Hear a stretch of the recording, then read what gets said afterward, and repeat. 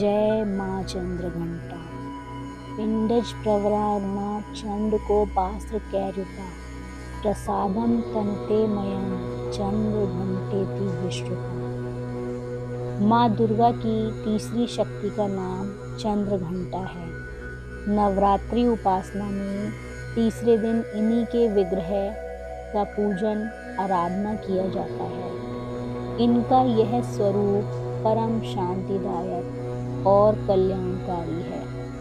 इनके मस्तक में घंटे के आकार का अर्धचंद्र है। इसी कारण से इन्हें चंद्रघंटा देवी कहा जाता है। इनके शरीर का रंग स्वर्ण के समान चमकीला है। इनके 10 हाथ हैं।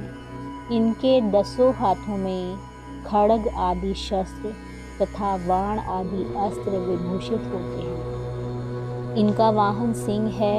इनकी मुद्रा युद्ध के लिए उद्धत रहने की होती है। इनके घंटे की सी भयानक चंड ध्वनि से अत्याचारी दैत्य दानव राक्षस सदैव प्रकंपित रहते हैं। नवरात्रि की दुर्गा उपासना में तीसरे दिन की पूजा का अत्यधिक महत्व है। इस दिन साधक का मन मणिपुर चक्र में प्रविष्ट होता है।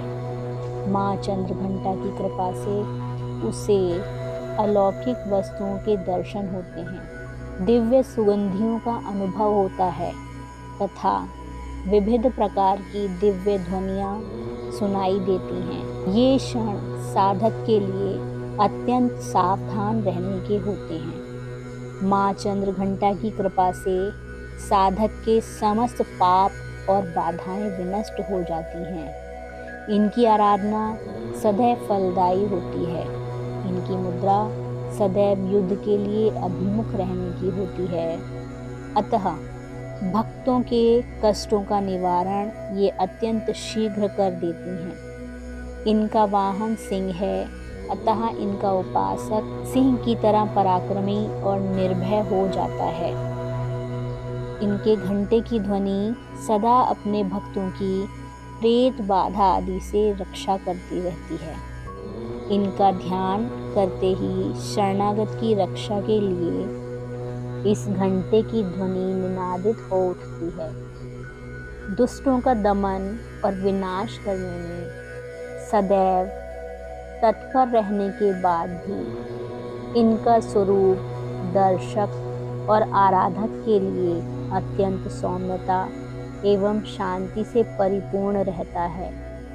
इनकी आराधना से प्राप्त होने वाला एक बहुत बड़ा सद्गुण यह भी है कि साधक में वीरता, निर्भयता के साथ ही सौम्यता एवं विनम्रता का भी विकास होता है। उसके मुख, नेत्र तथा संपूर्ण काया में कांति गुण की वृद्धि होती है। स्वर में दिव्य अलौकिक माधुर्य का समावेश हो जाता है। माँ चंद्रघंटा के भक्त और उपासक जहाँ भी जाते हैं, लोग उन्हें देखकर शांति और सुख का अनुभव करते हैं। ऐसे साधक के शरीर से दिव्य प्रकाश युक्त परमाणुओं का अद्भुत विकिरण होता रहता है। यह दिव्य क्रिया साधारण चक्षु से दिखलाई नहीं देती, किंतु साधक और उसके संपर्क में आने वाले लोग इस बात का अनुभव भली भांति करते रहते हैं।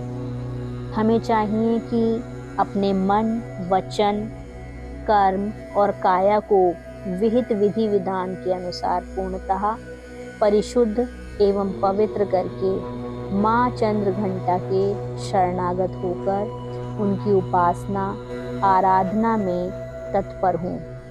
उनकी उपासना से हम समस्त सांसारिक कष्टों से विमुक्त होकर सहज ही परम पद के अधिकारी बन सकते हैं। हमें निरंतर उनके पवित्र विग्रह को ध्यान में रखते हुए साधना की ओर अग्रसर होने का प्रयत्न करना चाहिए।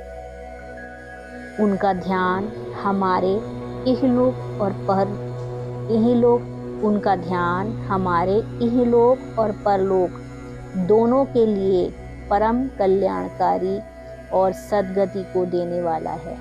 जय माँ चंद्रघंटा।